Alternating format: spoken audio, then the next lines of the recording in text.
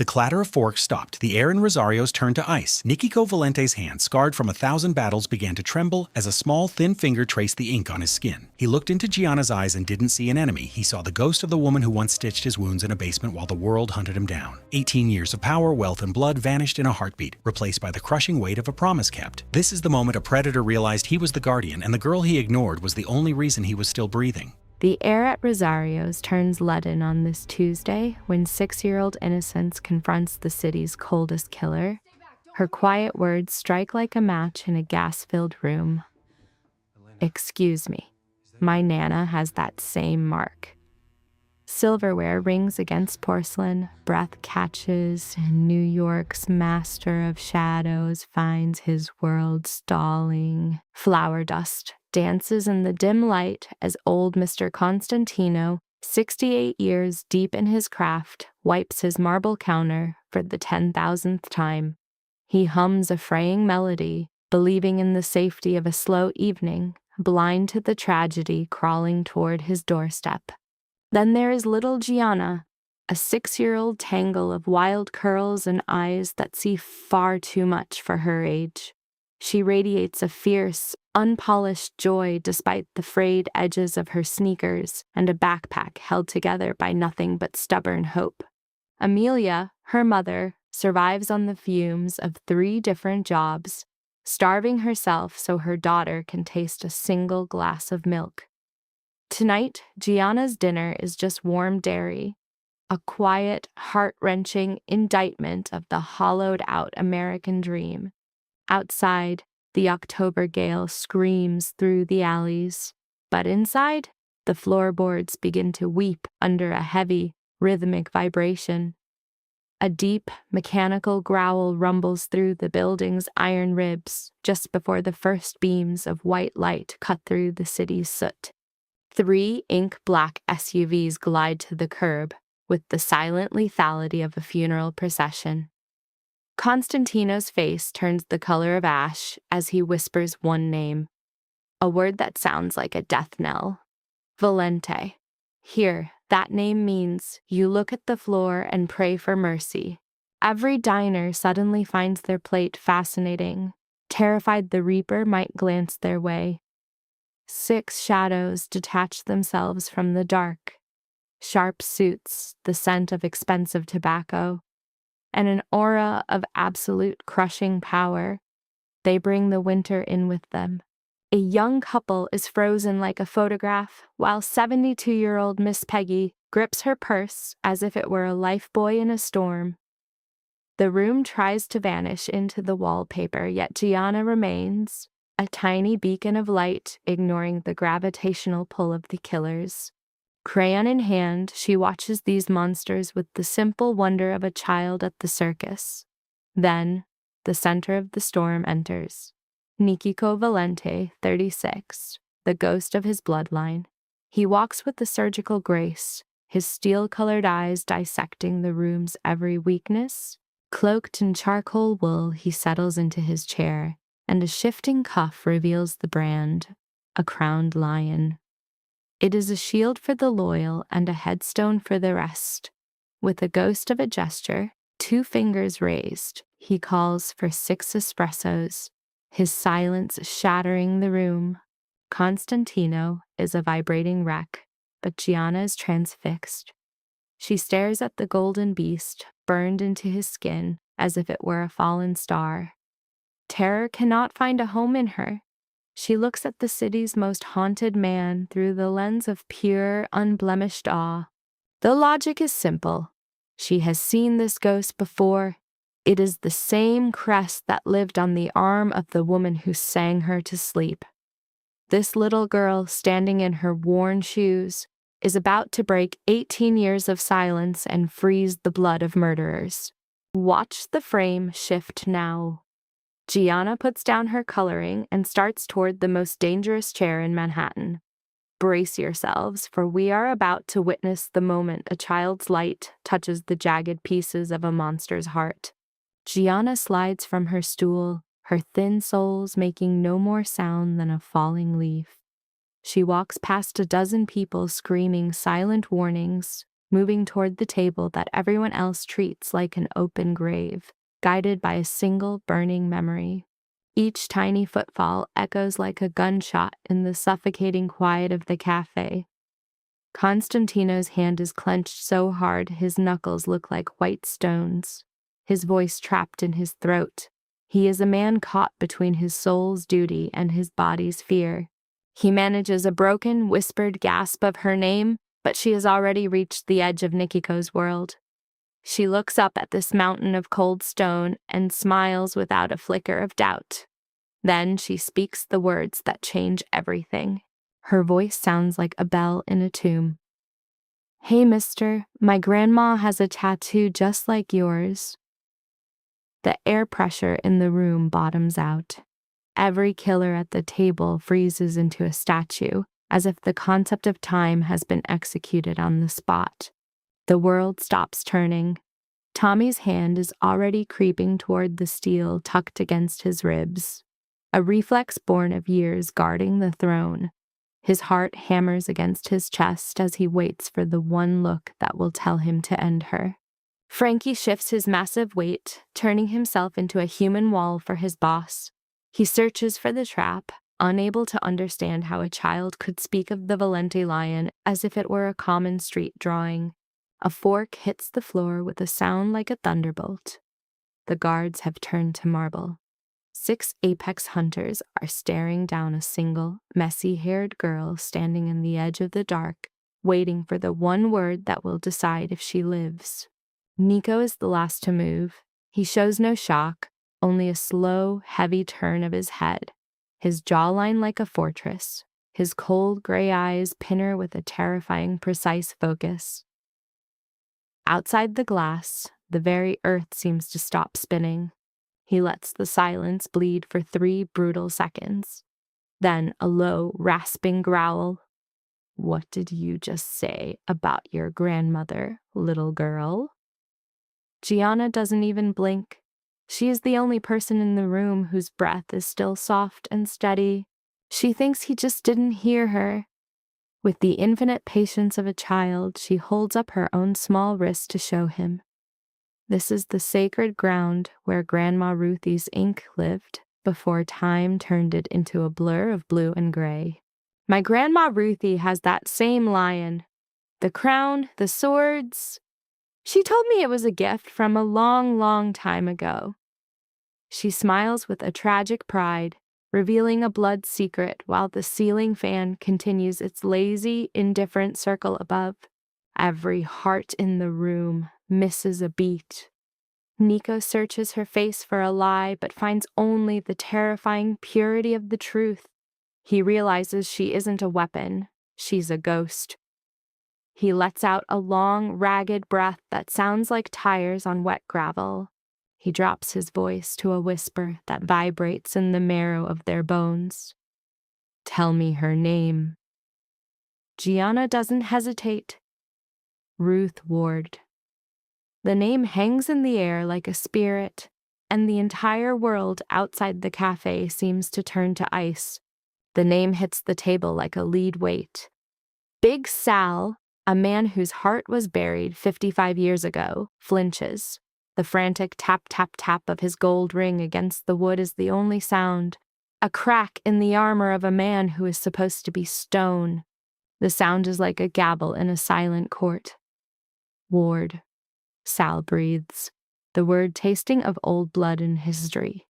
He looks at Nico and drops the final stone. Ruth Ward, boss, Atlantic City, 1977. The room becomes a frozen void. The men are drowning in a strange, heavy confusion. They are looking at a miracle and seeing a ghost. Tommy stays tense, looking for the catch, unable to believe in grace. To a man like him, every kindness is just a setup for a kill. "Boss, this is a play," Tommy hisses, his voice thick with the sickness of his trade. "She's a pawn." But Nico isn't listening anymore. He is looking only at Gianna, his next question coming out with a terrifying, ghostly softness. "Where was it?" "The left wrist," Gianna says, pointing to the spot. Nico gives a slow, pained nod before asking the one thing that will decide the fate of everyone in the room. Tell me exactly what it looked like, every little piece. Gianna squints, pulling the image from her heart. A lion with a gold crown, she whispers. 2 swords under it, though hers was smaller than yours. Then her eyes light up as she remembers the most important part. Oh, and the lion's front paw is all messy. Grandma says the artist's hand slipped because of the boy's arm first, so the boy made him mess up hers to match. The sound of a chair cutting across the floor sounds like a scream. Tommy stands up, slamming his hand onto the wood. How could a kid know that? He chokes out. The diners jump, the kitchen goes dead, and Constantino shuts his eyes tight, praying for a dream. The truth is out now, naked and raw. Nico just raises one finger and Tommy drops back into his chair like a doll with its strings cut. The silence comes back, heavier than lead. Nico stares down at his own ink. The work of a doctor who has been in the dirt for 10 years. That doctor took 1,000 secrets to his grave, and the mistake in that ink was the most sacred of them all. Only Nico, the woman the years stole from him, and now this child know the truth. He can almost feel the needle stinging his skin again. Ruth Ward. Nico's lids fall and the diner dissolves. He's 18 again, life leaking onto salt-crusted floorboards by the Atlantic, watching his existence dim in the coastal frost. Witness the reveal. Nico sees the ghost of a lineage in her face. One look confirms it. This child is the breathing bridge to a 20-year secret meant to stay buried. The Rubicon is crossed. Big Sal feels the air turn to lead, realizing they are perched on a blade's edge between a total massacre and a sudden, terrifying grace. Fade in on 1977. The boss was just a teenager, ambushed by 5 hitters in Atlantic City and left for the gulls in the mud. Nico's voice is a low gravel. A ghost of a nurse dragged his mangled remains into a lantern-lit clinic, locking out the world to reclaim his soul. Her name was Ruth Ward. Suddenly, the shooters lose their focus. An ancient debt of life has just overridden the immediate demand for blood. The room's frequency shifts violently. The killers exhale. Tommy's snarl fades into nothing, and Vinny shows his empty, open palms. The execution has been called off. Polly's face goes white. Nico doesn't blink, watching the child as he speaks with the weight of a stone tablet. This girl is holy. She's blood now. She spoke the name of the saint who kept their line alive. This grease-stained diner is no longer a kill zone. It's a theater for a spiritual reckoning. Bury the beef. This is a blood vow now. Peggy's hands finally stop their frantic trembling as the Reaper's clock stops ticking. The whole place holds its breath. In 10 seconds, a room destined for a bloodbath has been hallowed into a tomb of silence. Constantino is lost in the fog. Gianna, unaware of the gravity she exerts, has brought the city's wolves back together after 18 winters of isolation. The shark-like hunger has left Nico's eyes. The cold stare of a hitman is replaced by a shattered, holy awe for a history he thought was dead. Nico is drifting in the wake of the past. He looks at Gianna and sees the final piece of a tragic puzzle clicking into place. The girl is petrified, but Nico is ready to exhume the origin story. His voice sounds like it's rising from a crypt that hasn't been opened in years. A heavy, suffocating quiet falls. Every man there leans toward the king, waiting for the dark folklore of their world to spill out. I was 18 and already wearing a dead man's suit, Nico says. He was a boy king in a world designed to swallow him whole. Witness the mechanics of the double cross. A quick run to Las Vegas ended when a low-life rat traded Nico's pulse for 30 pieces of silver. 5 shadows emerged, choosing the slow, wet work of blades over the mercy of a bullet. They wanted a show, leaving Gianna visibly reeling. They tore him apart and threw the pieces away like trash. Nico's hand unconsciously finds his shoulder where the memory of that pain still burns. As he crawled through the red slush of his own life, a single light flickered. Gianna realizes her grandmother was the angel who reached into that abyss. Ruthie Ward was a pillar of silent rebellion. She ignored the law and chose the safety of her kitchen floor, her legacy reflecting in Nico's eyes. Picture it. A dying prince of the underworld collapsed in her home. Most would have called the police, but Ruthie chose the path of absolute grace. Working without a net, that lone nurse stitched his broken soul back together while the wolves circled her porch, smelling the blood. Armed with only a bottle of gin and a needle, Ruthie became a force of nature. But the devils from his life eventually caught the scent. Following the red trail, the killers arrived. Ruthie shoved the future king into a cupboard and faced 5 monsters with nothing but her own iron will. She stared down their barrels with the truth they couldn't pierce. I am a healer. I serve everyone. That conviction was her only armor.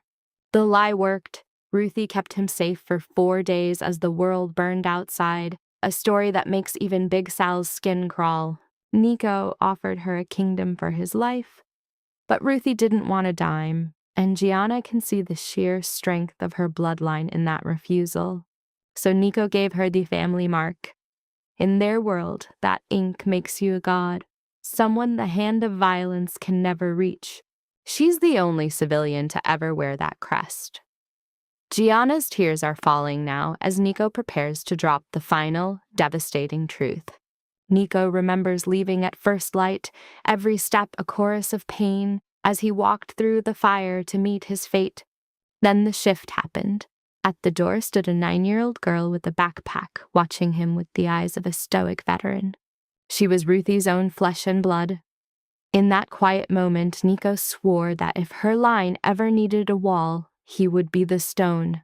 Gianna is desperate to know who it was. Nico looks away, the tension in the room tightening until it's ready to snap. Behind the kitchen doors, a woman is scrubbing plates. Nico finally lets the truth out. That little girl was your mother. The air just shatters. Enter Amelia Ward, looking exhausted by the grind, completely oblivious that the entire hierarchy of the underworld is sitting in her booths. Seeing the dark shapes near her daughter, her protective fire flares up. She's shaking, but her spine is made of the same iron as her mother's. "She is only 6!" Amelia screams, throwing herself between the wolves and her baby. "She is a ghost of her youth, defying these living devils." Nico stands. The king finally faces the princess he's been guarding for 18 years, bringing a long dormant covenant to its final resolution. The kid from the hallway and the woman in the apron are one. Nico gives it voice. "You are the daughter of Ruth Ward." Amelia's world cracks open. She remembers the blood on the floorboards and the secret patient her mother hid away for a lifetime. She remembers the boy in bandages who disappeared into the morning 18 years ago. The debt has finally come due. She scans his face, the freezing stare and the twisted frame. The jagged scars on his shoulder tell the story. "That boy," she whispers. Nico nods. Amelia's strength fails. Her knees hit the floor. For 27 years, her mother's history was a void, now filled by this titan. She holds Gianna tight. Her mouth quivers as 30 years of lies crystallize into a brutal truth. Nico gestures toward a chair, acknowledging the crushing gravity of the moment, but she refuses to break her stance. She eases her grip on Gianna, setting the girl adrift. Nico's voice enters the room, low and heavy, like a man walking through a graveyard of his own making. "I spent years chasing your mother's shadow," he admits. Ruth was a phantom by choice, vanishing from the neon of Las Vegas to vanish within the gray of New York. She scrubbed every footprint she ever left. When Amelia demands an answer, Nico delivers a jagged truth. She was hiding her child from monsters like him. A cold fist tightens around Amelia's heart. The frantic escape, the alias, the quiet life. She had spent a lifetime blaming a father who simply wasn't there. Ruth wasn't running from a broken heart, but from a dark inheritance. She was shielding Amelia from a horror she had only tasted. I finally found her, Nico murmurs. 2 years ago, my hunt ended at a door in the Bronx. He stops, his jaw setting like stone. But the fever took her months before I arrived. Amelia stands frozen. The internal walls give way to a flood of silent, burning tears. It is 2 years of buried mourning, finally breaking the surface. A sharp, late realization of her mother's sacrifice. Ruth Ward was never just a tired nurse. She was the woman who reached into the fire to save an 18-year-old, healing him and defying 5 killers with a life-saving lie. Her voice held a power that made devils hesitate. She was the secret heir to a throne, a titan's daughter. Nico's words linger like smoke, repeating a vow made 18 years ago. Their gaze locks across a gulf of lost decades. He describes a trail turned to ice, a woman reduced to a ghost by the slow, grinding machinery of poverty. Every bill was a warning to run, a life scattered by the wind. She wasn't fleeing a man, she was drowning in the tide. Gianna watches the map of heartbreak on her mother's face. Acting on pure fear, the child anchors herself to the only world she has. She fists the fabric of the stained apron, terrified her mother might vanish into thin air. The girl's composure snaps into a chorus of sobs for a grandmother she never held. Big Saw watches this raw tragedy, muttering a dark truth to the shadows at the table. They recall Ruth Ward as a force of nature. Frankie nods to her memory. Tommy, who looked at the girl with hunger 30 minutes ago, now stares at his empty palms. Men who usually craft chaos now sit paralyzed in a dim diner. They are forced to watch the slow collapse of a family, a vulnerability that has no place in their world. The living proof of an ancient debt stands there, shivering in a cheap uniform. Can a life saved ever be paid back? A phone screams in Amelia's pocket, a mechanical panic. The persistent vibration is a pulse of modern dread against her skin. She pulls herself from the wreckage to answer. It is the landlady, her voice sharp with sudden terror. The woman on the line is shaking. The sanctuary is gone, the door is off its hinges, the room's torn apart. The warning is clear, the wolves are at the door. Amelia's knuckles turn white against the plastic. A second alert hits. A call from the shop that feels like falling through ice. Angie's voice is a frantic scream of warning. The news is lethal. The killers have a name, a school, and a route. They aren't hunting a ghost anymore. They are coming for the child. The phone hits the floor. The color drains from her skin, leaving a porcelain mask. The threat has shifted from a shadow to a blade. The monster has bypassed the gates and burned their home. Gianna feels the shift in her mother's spirit immediately. Her voice is a thin wire as she asks the unthinkable. Amelia is silent, her words of comfort dying in her throat. She is a hollow shell, but Nico has already mapped the battlefield. In the heavy silence, the landlady's fear and the market's panic were loud as a gunshot. He stands with the lethal grace of a wolf, sensing a kill. His shadow stretches across the floor, a dark omen. His eyes are surgical. You have been chosen for death. It is a cold fact, spoken with the stillness that precedes a storm. Amelia pulls her daughter close, her pride a flickering candle in the dark. She tries to stand alone. She claims she can face the tide, but her trembling hands betray her. Nico watches the shake, his voice a low vibration that feels like an approaching landslide. He shreds her delusion with a few sharp words. 18 years ago, a blood debt was signed. Tonight, he isn't asking to help. He is paying what he owes the dead. The deal is sealed in the silence between breaths. For Gianna, she will walk with monsters. The diner air grows thick with the scent of electricity and organized murder. Frankie begins the silent ritual of war with 2 quick calls. Tommy is a blur of motion, checking his steel with professional focus before taking his post at the glass. Big Saw moves to the back door. A human wall built by 5 decades of violence.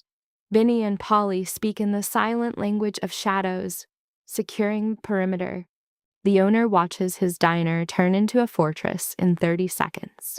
It is a masterclass in war where every door becomes a kill zone under the command of 6 professionals. There is no noise, only the heartbeat of a lethal machine. Amelia realizes she's no longer alone in the dark.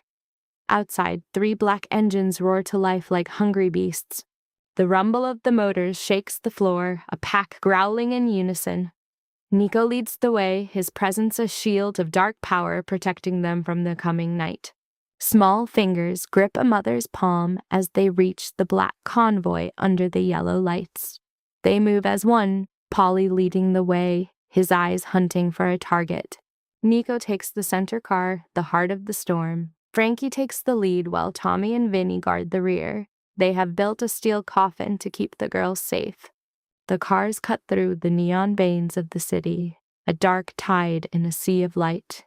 Inside the cabin, Gianna's terror turns into a child's wonder at the passing lights. She leaves a small handprint on the glass, breathless at the cinematic scale of their flight. Amelia holds her tight, stunned by their sudden climb into the line of fire. Her throat aches with the memory of their broken home. Nico is a statue of ice, his face lit by the blue glow of a screen as he plans the next execution. Words are finished. As they hit the bridge, a cold report breaks the silence. A shadow has emerged 3 cars back, a van trailing them with blood in its eyes. Frankie looks for a sign in the mirror. Nico is motionless, a study in waiting. Tommy's voice comes through the radio, hungry for the kill, begging for the word. Nico gives the command with a finality that chills the air. He leads the hunt toward the silence of Pier 46. The plan is a pincer. Trap them, then end them. The team moves with the speed of a closing trap. One car peels away to loop around, while the others drive their prey toward the inevitable end of the road. Gianna feels the car pitch as they dive into the dark of the docks. Within 3 minutes, the van is caught. The gates close, the trap is set, and the end begins. The warehouse becomes a graveyard for the foolish. Vinny and Tommy are out before the tires stop, dragging the hunters into the dirt with surgical speed. Lifting the evidence reveals the mechanic's kit, a burner, and a thick envelope. Inside, Amelia's private agonies are cataloged, frozen frames of a life picked apart by a hidden leering lens. The camera's eye had even violated the child. A suffocating pressure fills the cabin as Nico takes the prints. He stares, his face a granite mask while a hurricane rages in his pupils. Examining the glossies, Amelia feels the icy breath of a hunter. This was no chance meeting. It was a cold-blooded stalking. Nico tucks the files against his ribs, a blood oath of vengeance. He murmurs into the shadows, his tone dropping below absolute zero. To hunt a ward is to invite a reaper. Soon they ascend toward the clouds, leaving the street-level wolves far below. The girl is paralyzed by the golden glow of the penthouse. She stares through the glass at a city of scattered jewels, a neon galaxy light years removed from the filth of her past. The air smells of rich cedar and the heavy warmth of a sanctuary. It is a war room dressed in marble and amber. Gianna flits through the halls like a swallow newly freed. She gasps at the grandeur, her small voice ringing through the hollow rooms. Amelia stands frozen, watching her daughter finally fill her lungs in a paradise that was never built for them.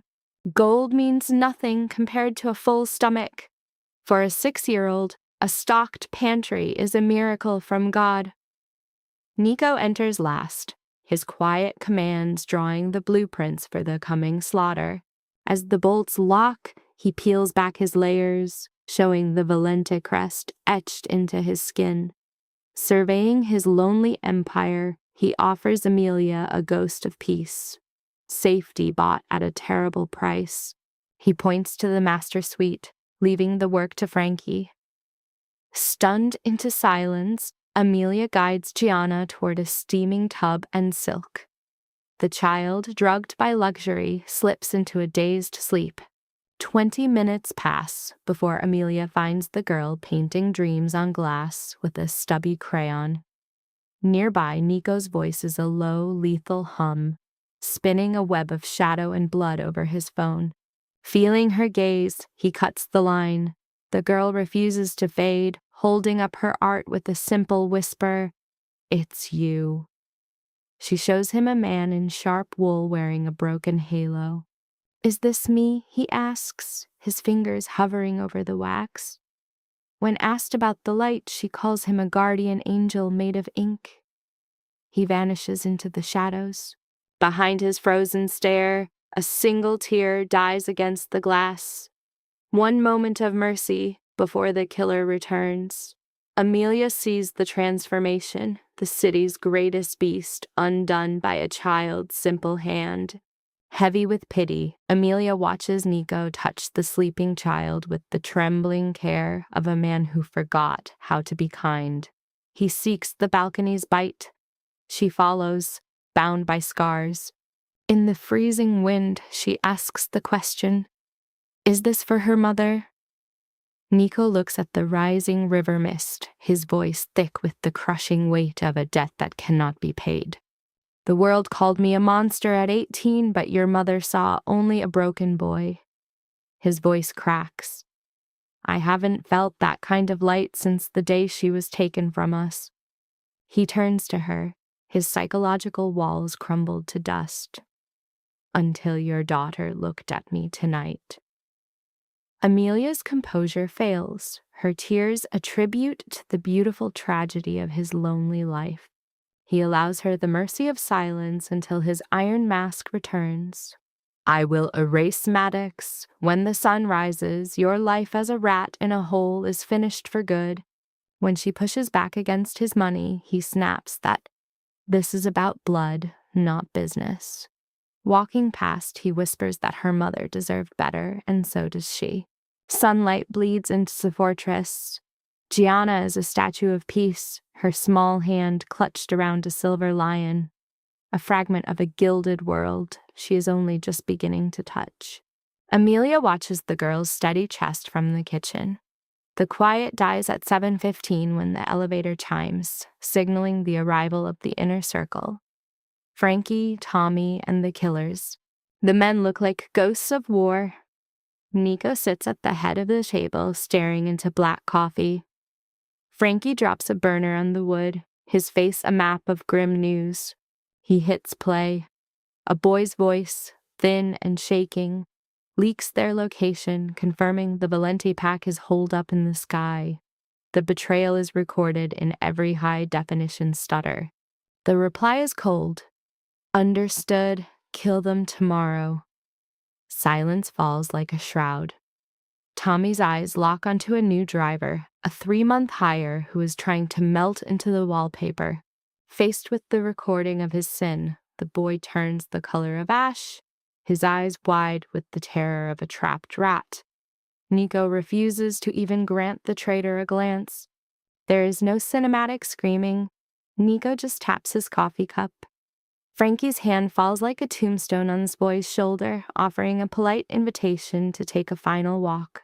His voice is a friendly lie, though the boy has turned to liquid fear. Once the lift doors seal, Nico continues the meeting, treating the execution as a simple line item on a ledger. Maddox is driving toward a brick wall. The plan turns the penthouse into a spider's web. A warm, glowing lure hiding a jagged blade in every corner of the room. The trap is set, but the child must leave. Polly is ordered to take her to a Staten Island cellar. 10 minutes later, Gianna wakes, her eyes cloudy and confused. Amelia lies about a trip with an uncle, but Gianna only has eyes for one man. She runs to Nico, her bare feet slapping the marble, and whispers his name with desperate hope. Ready to kill, Nico is stopped by her pleading look. This isn't the fear of a victim, but the total devotion of a child.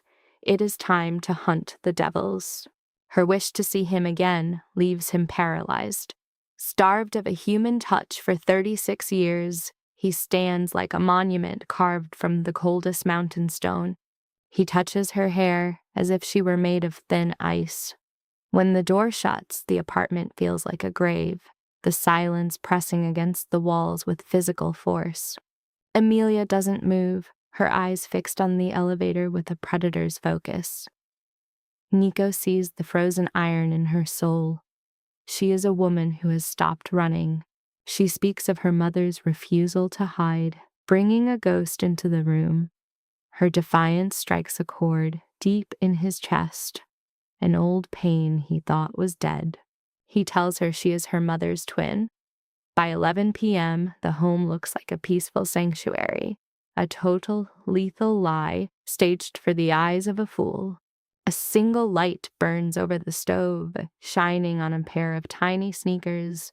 This image of innocence is the bait for a trap rigged with surgical precision. Tommy is a ghost in the sofa, while Vinny hides in the dark of the closet. Big S waits in the kitchen with the cold patience of a shark in deep water. 4 killers hold the lobby. Nico sits in the blackness, tethered to the static on his radio, while Amelia finds her center on the floor of the back room. 11:23. The vermin emerge. Ray Maddox, the sycophant exiled 2 years ago for his treason, crawls back from the city's deepest gutters. Maddox brings 15 men, convinced he is a master of war. In reality, he is leading his sheep directly into the mouth of a grinding machine. The elevator rings. 5 men step out with guns drawn, taking the domestic scene as a sign that they've already won. Their stupidity is a death sentence. 4 steps into the kill zone, and their lights go out. Tommy explodes from the shadows, breaking their bones before they can even process the motion.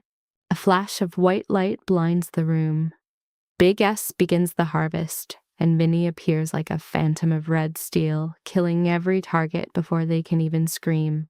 Shards of glass catch the strobe-like flickers of violence as the secondary unit carves through Frankie's ranks. The stairwell transforms into a vertical slaughterhouse, where men fall down the concrete steps like heavy, unwanted cargo. Not a single shot rings out, a testament to Nico's lethal discipline. Within the bowels of the building, the 3rd squad stands paralyzed in a tomb of shadows, surrounded by the breathing of invisible ghosts. The resistance withers instantly. 7 broken men lie sprawled across the floor, their bodies intact but their spirits shattered by the night's cold brutality. Tommy kicks the discarded steel aside as if it were common street trash. Nearby, Big S looks over the scene with the weary eyes of a man tired of watching amateurs try to play at God. Frankie emerges, his knuckles split and bleeding to signal the end of the storm. The math, however, is wrong. 15 soldiers are in the dirt, but the man who pulled the strings is nowhere to be found. Maddox has slipped through the cracks. A cold spike of terror pierces Nico's chest as he sprints toward Amelia's room, the frantic gait of a man who realizes he might have arrived a second too late. The chamber is a hollow shell. Nico's eyes land on the hidden service door, and the weight of his own arrogance hits him. He had ignored the one exit Maddox knew best. In a move born of pure desperation, the old lion has run. He lunges through the narrow service hall, his face a mask of sweating panic as the empire he built turns to ash behind him. Under the rhythmic, bloody pulse of the emergency lights, a high-pitched scream cuts the air. Then, that grating serpent-like hiss follows. Ray's voice hasn't lost an ounce of its poison in 2 years. The door shudders and fails under a heavy kick. Maddox is cornered like a rat, his cowardice on full display as he pulls Amelia in front of him, the cold iron of a barrel pressed against her temple. Her face turns a sickly shade of plum as she fights for air, her warning cry trapped in her throat a minute too long. Maddox stares back with the wide, empty eyes of a man who has finally lost his mind. It is a pathetic, final act of theater. He drags her into the center of the room, a grotesque performance for an audience of one. Nico moves toward them, his hands open and his expression terrifyingly still. Within the ruined parlor, the snipers find their marks. Frankie raises a hand, demanding a deathly silence, knowing that a heartbeat's hesitation could cost the girl her life. Maddox is coming apart, his demands dissolving into a high, frantic wail. He is a walking corpse who simply hasn't fallen yet. Nico steps into the light, a statue of cold marble, unmoved by the weapon. Nico's stare is a blade. 15 of your boys are already in the morgue, Ray, and here you are hiding behind a woman. How do you think this movie ends for a coward like you? I walk or she dies, Maddox screams, his voice cracking. Nico doesn't blink. He shifts his gaze to Amelia, a silent, ancient promise passing between them as her eyes find his in the gloom. It is a moment of pure, agonizing faith. Looking at her, he sees the ghost of her mother from 18 years ago. Through the ringing silence, she mouths 3 words. Take the shot. Nico accepts the command. He begins a slow verbal lure to keep Maddox's eyes fixed. While Vinny melts into the dark periphery, moving like a shadow across the floor, one silent inch at a time, Maddox is blinded by his own frantic ego, oblivious to the predator in the corner. At Nico's almost imperceptible nod, Vinny strikes, a precise, bone-snapping blow to the base of the skull. The man's strength vanishes. The gun clatters harmlessly onto the floorboards. The lights go out on Maddox's reign. Tommy is on him before he can even gasp, pinning him into the dust. Frankie recovers the weapon and clears the room. As Amelia's legs finally give way, Nico is there to catch her, his arms wrapping around her like an iron sanctuary. She looks up and sees the mask slip for the first time, a flicker of raw, naked terror in his eyes. It wasn't the bullets he feared, but the closeness of the tragedy. He has been a companion to death since he was 18, but this specific fear is new. It is the crushing weight of the almost, the nightmare of being a fraction of a heartbeat too slow. The wreckage is hauled away. Frankie makes a single coded call to the cleaners. No words are wasted. No mercy is discussed. The operation is simply concluded. The law of the Valenti bloodline is absolute. Nico's word is the only truth. As for Maddox, he is being methodically erased from the world until not even a memory remains. Around them lie the broken remains of a life, but it is only wood and glass.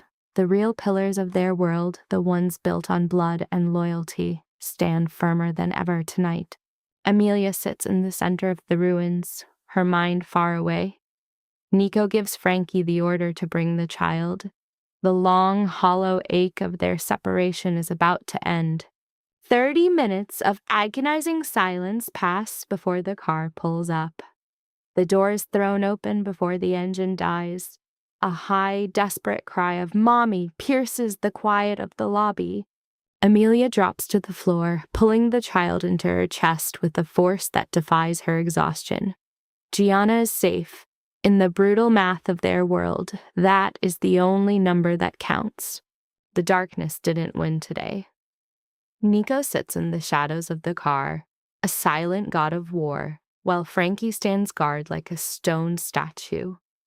Even these killers feel the weight of the moment as Nico quietly tells them to head inside. The path has shifted toward a new fortress. Amelia watches, dazed, as he barks out security details and house layouts as if reciting a shopping list. This wasn't a sudden move. The Dawn had built this cage months ago. This is more than a safe house. It is a destiny fulfilled, Perhaps it was written the day he found her or the day he stood by her mother's grave. Amelia is too broken to fight this kind of salvation. A line of 3 black SUVs pulls away, looking like a grim funeral procession. Polly leads the way, Nico guards the center, and the cleanup crew trails behind. Big S watches the road, his eyes searching for ghosts. They cross the Manhattan Bridge, where the city lights look like spilled jewels. Gianna presses her face to the glass, watching the golden street lamps turn into long, shimmering ribbons of neon. "Look, Mommy! We have our own heroes now," the girl whispers, mesmerized by the flashing lights. Amelia forced a thin smile. It is a bitter irony that a child sees this violent escape as a fairy tale. But for the man in the front, the road is a map of scars. The cars roll into a quiet Brooklyn street, a place of tall trees and the steady, low hum of the night. The engines growl against the 4-story brick buildings, a sound heavy enough to rattle the windows. Behind the curtains of the neighboring houses, lights begin to wake as the street's peace is shattered. The neighbors watch the drama through the glass. Doors open in a synchronized rhythm. 6 men in sharp suits step out, their shoes echoing on the pavement as they form a wall. Then Amelia appears, holding a sleeping Gianna. The girl is lost in a dream, her hair a mess of curls. High above, a woman in a robe stares down from her window, frozen. She watches the armored cars and the silent men as if a nightmare had manifested on her doorstep. She clutches the windowsill, a silent witness. The SUVs sit perfectly still, parked with a geometric coldness that speaks of power and the promise that they are never leaving. Suddenly, the high beams cut through the blackness, turning the brick walls into a lit stage. The couple in the window flinch, caught between the urge to run and the hypnotic pull of the scene. The sidewalk has become a theater for a story they aren't meant to know. A child's face appears in a nearby door and then vanishes. Nico turns off the engine and steps out into the cool night air. He does something that leaves even his hardened soldiers breathless. He slides off his coat, folds it perfectly, and drops to one knee. The king of the shadows is making himself small for a child. Gianna stands before him, rubbing the sleep from her eyes. She isn't afraid. Even she can feel the gravity of the moment. She knows that whatever he says next will be a vow written in stone. Nico places a hand on her small shoulder, a hand that has dealt in nothing but death, yet it is as light as a feather. "Gianna," he says, his voice a low, velvet rasp. This is no longer the monster, but a man begging for a chance at grace. Close up on Nico's eyes as he anchors her gaze, commanding the room's sudden weight. "Listen carefully," he breathes, the air between them vibrating. "If a soul ever dares to cross you, you tell them exactly who your grandmother was. The woman who dragged Valente back from the brink. That's all you'll ever need," he whispers. The girl's face breaks like a sunrise as she lunges, wrapping her small arms around his neck in a fierce embrace. For a fleeting beat, the hardened man simply accepts the warmth. Nico stands rigid, paralyzed by a tenderness he doesn't know how to wear. He is stripped bare, his usual armor useless. He offers 2 clumsy mechanical pats to her shoulder, while Tommy suppresses a grin at his boss's social ruin. She steps back, glowing with a newfound light. Nico stands, fastidiously flicking a speck of grit from his trousers before turning toward Amelia. He reaches into his jacket, pulling out a ghost from nearly 2 decades ago. It is a scrap of shimmering silk, weathered to a soft amber by the years. He presses it into her palm. "Vegas, 18 years back. Ruth used this cloth to stop my bleeding. I kept it when I vanished. This has been my shadow for almost 20 years, he admits, eyes fixed on the frayed edges. A permanent proof that a stranger once chose to save me. He locks eyes with her. "It's yours now." Amelia's hand sinks under the legacy. A spectral tang of antiseptic seems to rise from the fibers. Moments later, Nico reveals a silver charm, a lion carved with the same savage precision as the ink burned into his own skin. He drapes the miniature silver beast around the child's neck, his scarred hands moving with unexpected grace. The lieutenant steps back, giving the scene room to breathe as the patriarch exhales an ironclad promise of protection. He swears to be a ghost in the machine, a guardian born from an ancient kindness. Gianna stares at the polished silver, oblivious to her mother's tears, marking the resurrection of a line they thought was dead. Those tears are a holy cleansing, a sign that her mother's long suffering has finally found its purpose. In this den of killers, a dead woman's name is spoken like a prayer, honored by a soldier's rare, bowed head. The Brotherhood stands in a silent circle of steel, paying homage under the 2 in the morning moon. On that cold sidewalk, the air thickens with a ritual of blood and honor that no one had to rehearse. This hushed ceremony signals the end of their long winter. They step inside, greeted by the smell of rich wood and the touch of velvet, a fortress where the word safe is finally a physical reality. Gone is the rot of their hiding spots, replaced by a sleek, modern haven where the water runs warm. It is the physical manifestation of a fever dream, where simple comfort is no longer an impossibility. Cleanliness and heat are their new gold standard. The little girl explores the geometry of this new world, her footsteps echoing on marble tiles as she turns every corner into a stage for her own small miracles. A gasp of wonder at a walk-in closet pulls a ghost of a smile from Amelia. But as she sinks into the soft fabric, the luxury is a stinging reminder of the blood spilled to start this journey. Gianna curls up beside her, captivated by the silver lion and the blade. What her mother once called a dusty trinket from an unknown grandmother is now revealed as a heavy ancestral shield. The child fiddles with the metal, her young mind turning a complicated history into a simple truth. She announces the lion's terrors are gone, leaving her mother to wonder what shifted in the girl's soul. Her logic is flawless. The silver was a trade for a broken heart. Hearing those words, the jagged edges of Amelia's spirit finally begin to knit themselves back together into something whole. 2 decades of agony are paid in full by a single act of grace. Gianna reaches for her pink diary, the last piece of the woman who set this entire machine in motion so many years ago. Sitting on the floor, the girl begins to write this new myth in bold, messy letters. With bright crayons, she draws the story of the man who now holds their lives in his hands. From the couch, Amelia watches the child's version of power take shape. Gianna sketches a broad figure in a dark suit, his face drawn with a kindness that mirrors the man watching over them. Great golden wings sprout from the charcoal figure, making him a hero without the need for a mask. Amelia's eyes fill with light, seeing the profound truth in her daughter's simple worship of the man. Soon, the child is tucked into the luxury of high-thread count sheets. Amelia stands guard over the bedtime ritual, ensuring the walls of her daughter's mind are reinforced against the coming night. The silver pendant catches a stray beam of light. Gianna whispers that the dark doesn't feel hungry anymore, a confession Amelia answers with a slow, soothing stroke of her hair. She finds her peace in the knowledge of an invisible shield. Amelia kisses her forehead, trying to catch and hold this moment of stillness before the clock starts ticking again.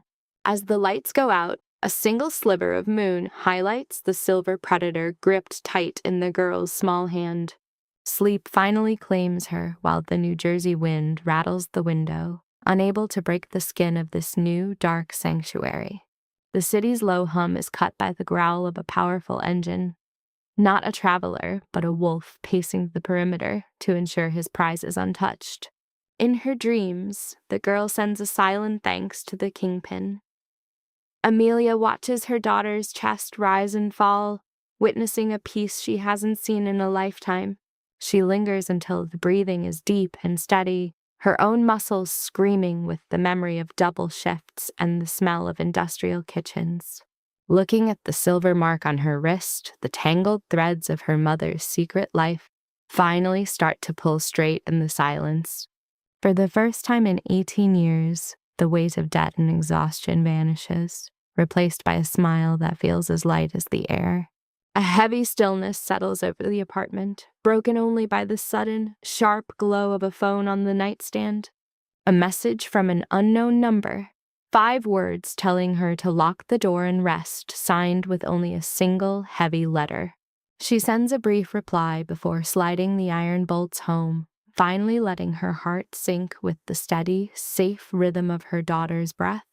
18 years of running have come to an end. As the girl sleeps, her protector keeps his word, watching from the shadows of a black car. The usual ice in his eyes melts for a moment, revealing the strange irony of a killer turned into a guardian angel. Ruth wasn't just a nurse. She was the woman who saved a king, a debt now being repaid with a wall of lead and silver. In this life, debts never die. They just wait for the right time to become a shield for the next generation. It's a beautiful tragedy that a forgotten act of mercy is the only thing standing between them and a cruel world 20 years later. In the world of shadows, an honorable debt is eternal, capable of changing the bloodline of an entire family forever. Every family tree has one moment of pure grace that echoes through the years. May your own home stay safe under the stars tonight.